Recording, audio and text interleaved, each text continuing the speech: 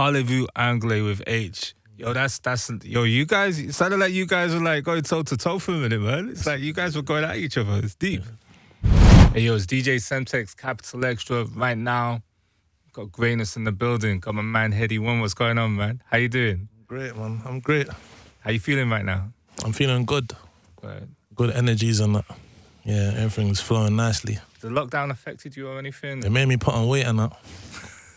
That's about it, really. But yeah, obviously it's different. It's different. It's a different setup, innit? You just have to adapt to the scenario and just keep the ball rolling, really. As an artist, is that an opportunity for you to like write more, or is it you just carrying on as normal? So for me, it was an opportunity for me to work triple speed because I had a lot of time to myself, you know what I'm trying to say? So where I would have been getting up to stuff and being busy outside over the summer, I was just chilling, and that worked out in my favour in regards to the music that I got coming out. Yeah. Anyone you know affected by COVID or anything? Or? Oh, it's mad. I saw a lot of it on the media, on TV, and obviously when I came out in April, it was just like a sudden reality, if you know what I'm trying to say. But yeah, I've never come across no one that I think had COVID, obviously. Yeah, I'm not. The other day I was coughing and that, and people was looking at me funny. You know I just told them, yeah, just to clear my throat. Yeah. I just want to take you back to the beginning, back to the start. Like, what made you pick up a microphone? That's actually the first time I've ever been asked that question. That's crazy. I don't know. Like, in terms of hip hop, rap, like, who was that person that like gave you the audacity to start writing lyrics or even rapping? Obviously, I grew up. I had an older sister. She was like 5 years older than me, so she was like into a lot of R&B and a lot of 90s rap, R&B, dancehall. That's kind of like my first idea that I had of music. Obviously, going forward, I started to do my own research as I grew older, and I started to listen to a bit of everyone, really, like UK rap, US rap, and then, yeah, I'm a guy that just likes music, instruments and that, so yeah, it was always making sense in my head, literally. Is there any particular album where it, like, changed your life? Like, in terms of, I want to do this. Is there anything that, like, really opened your mind? There's quite a few, actually, because a lot of the time that I spent away, obviously, years ago, when I was in my teens, I spent listening to music, Drake albums, Future albums, Styles P, everyone. I think 2015, Young Thug as well, right, was on fire. And then, yeah, these are a lot of time. This is when I had a lot of time to like consume music and actually take in the different styles and flows, and I feel like that was the most important time when I actually decided that, yeah, I think I want to do some music properly. Right. The reason why I'm saying this is because it's crazy, because you know, I was with Pop Smoke at the beginning of the year, like, rest in peace, rest in power, Pop Smoke, and I was talking to him about, you know, his influences and everything else, and he was a big fan of yours. You know, he was talking to him, he was just like, he kept mentioning your name and everything. It's kind of fascinating that we now got a UK MC influence in US artists. How does that feel? It's a reality, but it's almost not a reality. Like, it never comes to mind unless someone else mentions it to me, if you know what I'm trying to say. I'm the kind of guy, I just go with the flow. And obviously it is a blessing that people from so far away, from another part of the world, can even hear my music, if you know what I'm trying to say, let alone be influenced. But yeah, man, it's a movie still. It's out of this world.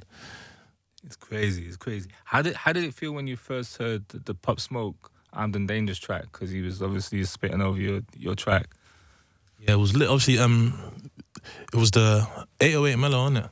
Yeah. Produced the beat. Yeah, that was it was proper. Still, it was a different dynamic, a different style on it, and yeah, I embraced it. I took it in, and I feel like he shut it down. Still, definitely, man. I heard it before it was released and that, and yeah. definitely making sense. I heard Music Times Road, right? And I was like, it's in the mixtape, it's an album. I was like, well, this is like a finished album to me. When I heard it, I think it's one of the dopest things that came out that year. Rubbery Bands, the joint with Steph London, all that. I was blazing it, like right here on Capital Extra. What was it like doing this album? Was it more focused on that? Because I didn't think you was gonna level up from what you did the way that you have with this. I didn't see this coming, and the album bangs. It's just something that comes from within. It's like the energy. I mean, I work a lot with energies and that. And yeah, that felt like it was nearly an album, but deep inside, it didn't feel like that to me, if you know what I'm trying to say. So as soon as I finished recording for that, then I said to my team, yes, I'm ready for my album now. Good. Then they looked at me kind of like I'm crazy and that, but we'll see if it makes sense in it. Follow the energies. And Why is it called Edna? the album's named after my mum. That's my mum's name. And then yeah, it was a no-brainer really. That was the first thing that come to mind when I even said I was ready to start working on this album. That's kind of like what it was built from. Teach Me, right? Track's crazy. It's crazy way to start an album. And like one of the lines on the track's Teach Me Forgiveness, right? On a track that's later on in the album, Princess Cut with Young T and Bugsey, you say you've got beef that you won't slide. I got told that there's power in forgiveness. Like, if you could forgive, would your life have been different? That's why it's kind of like a bittersweet, because obviously you do want to move forward mentally, but at the same time, these are the kind of things that make us who we are today. So yeah, it's one of those weird ones. It's a powerful way to start an album, right? It's very honest, it's very raw, and it's very personal. That's how you wanted to do it. Like, was that the mission? Yeah, because obviously when I was recording, a lot of my fans are used to me starting projects. I believe in a certain way, and then I felt like I just wanted to come straight in with like the energy and just, yeah, not really waste no time right from the start. And that was how that track come together, and it was just... The track Psalm is deep, right? I'm not gonna lie, when I heard you say the line, my stepmom is a, I was like, wow. Like, what was it like growing up with your stepmom? Yeah, man, obviously it's a tough situation being in like a household and then having someone new come in. And yeah, that's always like gonna be a touchy one, if you know what I'm trying to say. And yeah, in that particular scenario, it just weren't really adding up. And obviously I was growing up into that turned into a young man, if you know what I'm trying to say, leaving primary school, about to start secondary school, and there was a lot going on. So yeah, man, it's one of them ones. It's one of them ones. How did that put pressure on the rest of the family though? Because it's like I just, I'm going off what I'm hearing. Like, and you was talking about your dad and everything. Like, does that kind of situation mess up the whole family when you got someone that comes to the family and they're not embracing you like they should? Yeah, it definitely does, especially when there's laws going on already. Just want to put things together, if you know what I'm trying to say. But obviously, when you reach some more hurdles, it's almost like a downward spiral. And then, yeah, obviously I have my older sister. She then like left the house and that. So yeah, I was in the house on my own. Obviously with my pops and his stepmom and that, and yeah, it was just a madness still. Movie. What would you say to someone who might be going through the same thing right now but doesn't know how to handle it? I wouldn't even know what to say, It's just one of them ones you just... Yeah, man. Obviously I look back now and I see everything happens for a reason, you know what I'm trying to say? Just keep... I mean, I've always just been one to stay positive and stay in my own energy, you know what I'm trying to say, and follow what I'm feeling. And yeah, that's just the best advice I could give. The bumpy road, joint's crazy, man. Come on. It's hard. Honcho. Yeah, man. That's probably my favourite song. Yeah, that's probably my favourite song. That's the one I've been thumping the most. I think the replay value is crazy. It's just catchy. The flows, everything. Yeah, I think that's my favourite song. I like the line "Black Lives Matter, but the hood's got me power." Mm. Is it still like that? So when I was writing, and I said that lyric in particular, I felt like it's a different dynamic, isn't it? Like that line, if you know what I'm trying to say. So we're coming from a different place where all of these things that we're seeing in the media and that, it's like, it matters now, but when it was coming out, that really matter. It was in our own world and in the dungeon still. So yeah, obviously all the street ones, they know, you know. Triple Science. That's bangs, man. It's hard. It's like you really, like, again, like with this album, the way you really, like, you front loaded it, like, straight away. It's like, it took me half an hour to listen to the first 4 tracks because I had to keep rewinding it because I was like, it's that, like, you know, deep. It's deep. It's powerful impact straight away. Yeah, that was the aim, man. No sugarcoating. You know, I like to be brutally honest. How did the light come about? Yo, I've had a couple of days to digest the album. I'm a big Kanye West fan, innit? So I was like, on there. I put a spin on the original song and that. And then, yeah, that's how that come about, literally, I think. That's probably going to be one of the fans' favourite. Obviously, all the drill fans and that. They like to hear me rap on drill beats. They probably connected that one properly. But yeah, man, it's just about the come up. The come up, man, initially. Was you like, yo, I want this sound on this track? Was like, were you like asking for that, or was it like something that M1 put together already? It was M1 brought it together. You know, me and M1's got a good relationship and that, and he kind of understands me. Yeah, it was pretty simple. There weren't really too much thinking. I've seen you at different points, like throughout your career, and one of the craziest times was at backstage of a festival, and I seen you tear it down. What point was it where you was like, you know what, this music thing's real? Because now it's like you said, you're getting top 20s left, right, and centre. You're getting top 5s. You're getting everything. #1 album next week. What was the point where you were like, you know what, this music thing's a thing? My last tour, that was a big moment because it was just all me. Literally, like, you know, usually when we go, we do our performances, festivals and that, like, people come, but there's so many different performers. Like, that was a different feeling because it was like just a realization that everyone here is here for me, if you know what I'm trying to say. But what was the track? What was that moment where you were like, things are different now? Golden Boot.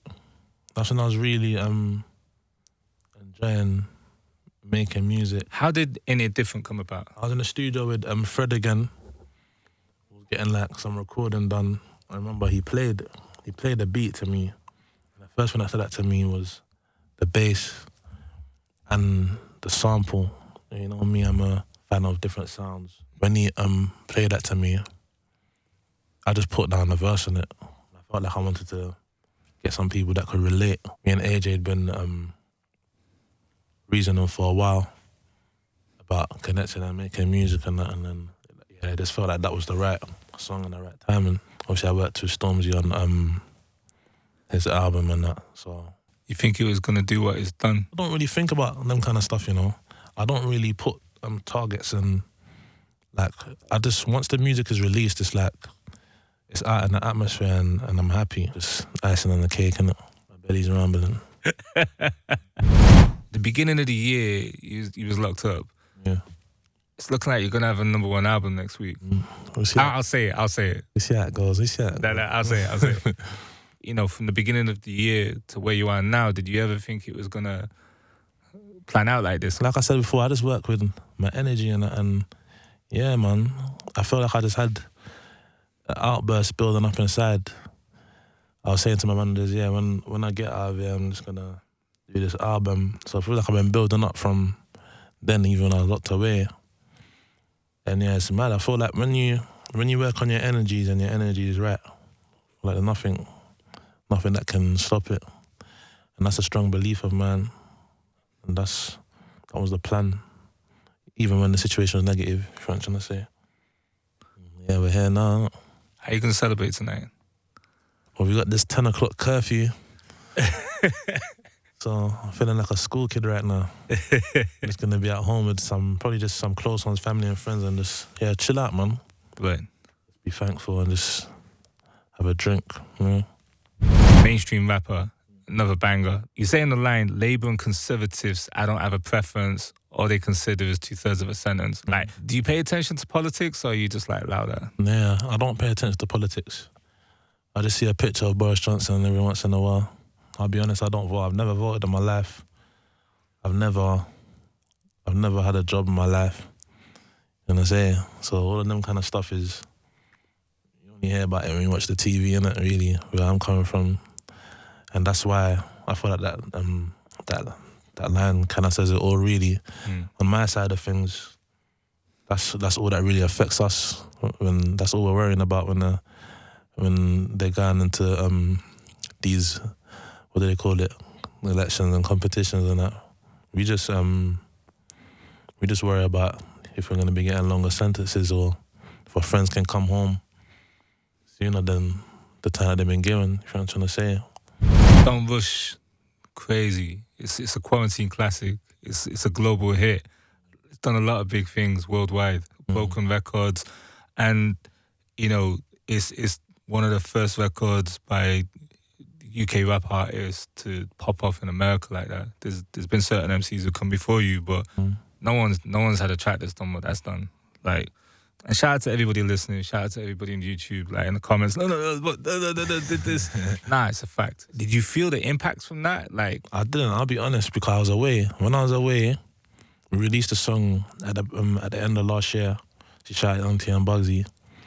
And when I was away, it's like the song was just building and building and building. Obviously, I'd hear on the radio, and all the radio stations. And then, like, when I was released, I just see it was just going crazy, you know, saying, wow, this is like the power of music. Literally, obviously, everyone was quarantining and just sharing the song. Song was a viral moment.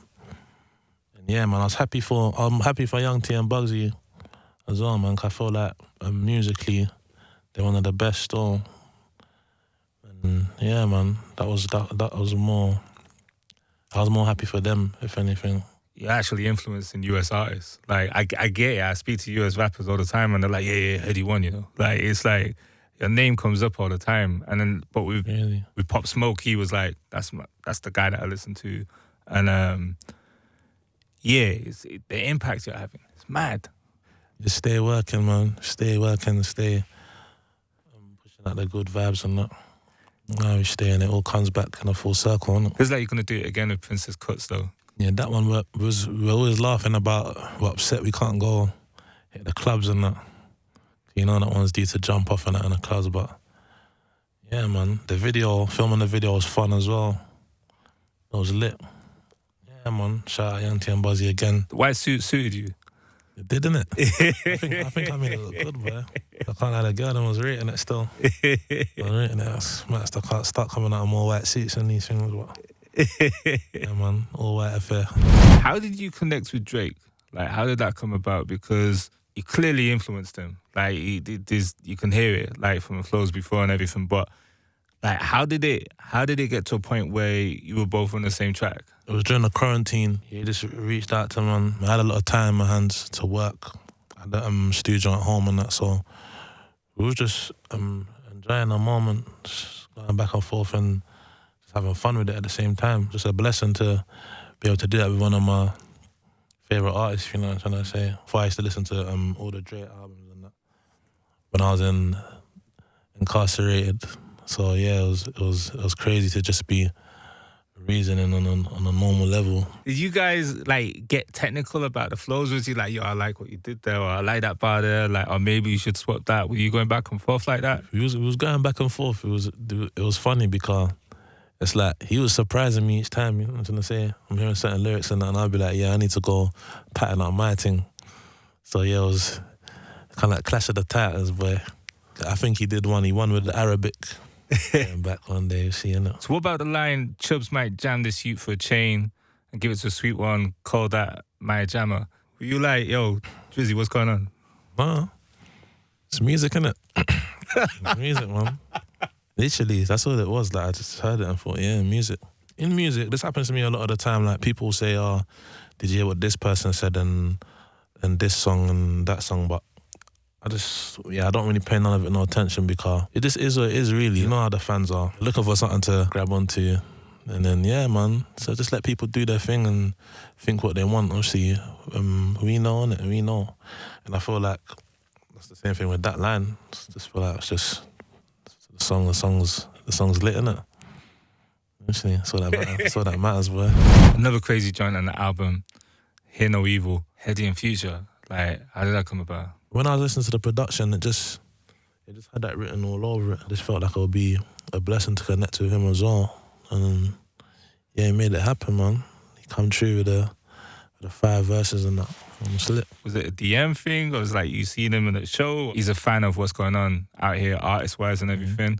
So, yeah, Headie One and Future, you select the track, you're feeling it, you're A&R'ing it yourself, you're like, Future could do something in this. Like, what happens next? How do you get him on the track? We was trying to make the link and that. There was loads of stuff going on. I'm finishing off songs. We're changing and tweaking lots of things. And in the background, we was just waiting and then literally right at the last minute. That's going to be one of the Mandan's favourite as well. Definitely all my ones. They're all fans of Future, so yeah, it's lit. Try Me with Skepta. Shout out Skepta. Yo, he went in. Yeah, he went in hard. Come with a mad flow as well. Yeah. Literally, but yeah, man, Skepta's like big bro, man. You know, I look up to Skepta. He shows me love. You know what I'm trying to say? And yeah, man, it shows he comes true for me every time. The energy's always right. And so when I hit him up, I was in the studio, and again we come across the beat, innit? I feel like a lot of the production on this album is powerful, and it that's what kind of put the album together so nicely as well. The strength of the production, if you know what I'm trying to say. So a lot of big artists on the album, right? So Drake, Future, Skepta, you got Ads, and Parlez-Vous Anglais with Aitch. Yo, yo, you guys, it sounded like you guys were like going toe to toe for a minute, man. It's like you guys were going at each other. It's deep. We was having fun with it still. Aitch, you know, Aitch can bar. He can bar, man. We was in the studio. That's all it was, going back to back. Literally, was having fun. There's loads of punchlines in there.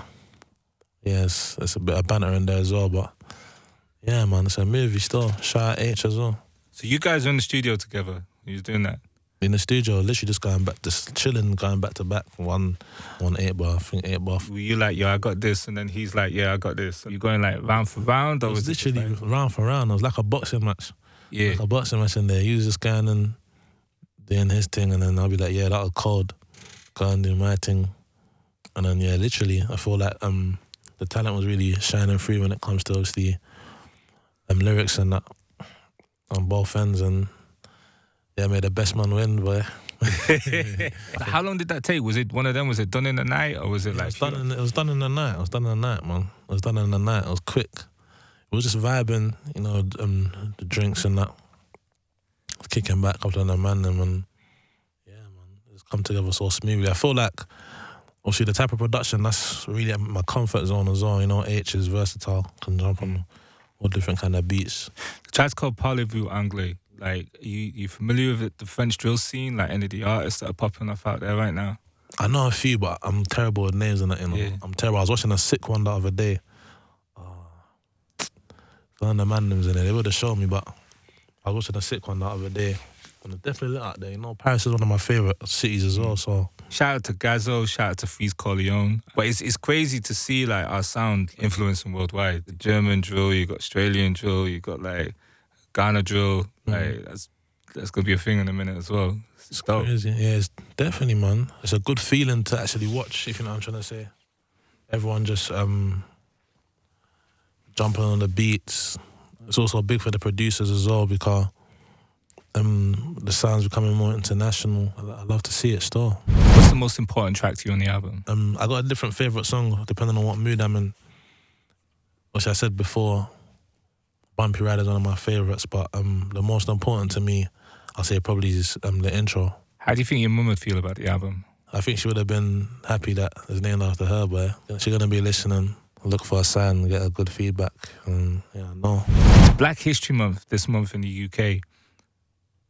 How do you want to be remembered? I don't want to be like a forced example or nothing. I don't want people to like be looking up to me,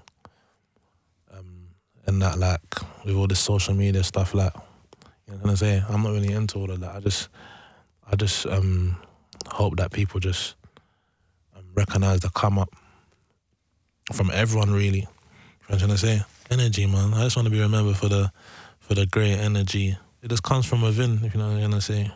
And that's all that's really important to me, man. How does it feel to be a role model? I didn't even know I was a role model. I just want people coming up from the similar situations that I've come up from to understand, literally, and that's all it's about, just understanding. I hate to think that someone's out there in a certain situation, good or bad, and I didn't try to open up their eyes. There's a lot to learn from. Definitely. Who's your favourite rapper?